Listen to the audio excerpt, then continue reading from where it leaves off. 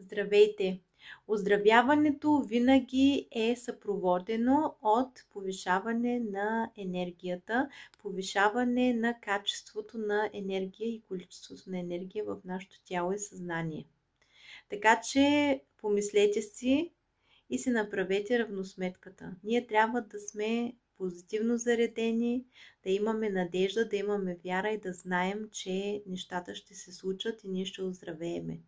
Тогава идва интуицията, тогава идва и правилния път, тогава и нашето тяло започва да отделя различни видове химия, различни видове клетки се отделят, активират и така започва процеса на регенериране и на лечение на нашето тяло, когато ние вдигнем нашата енергия.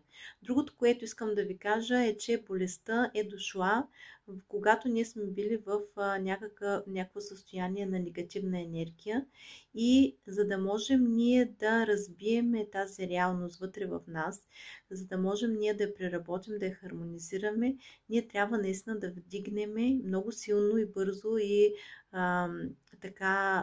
мощно трябва да вдигнем нашата енергия, да вдигнем съзнанието си, да вдигнем, да променим нашия фокус и тогава се случват чудесата. Както се казва, тогава се получава квантов скок, тогава човек се излекува. И така насочете енергията си върху вярата и върху знанието, че това нещо ще бъде излекувано. Вие ще намерите правилните хора и докторът и правилните методи и лекарства или каквото и да е, за да може това нещо да се излекува, за да може да се върне вашето здраве.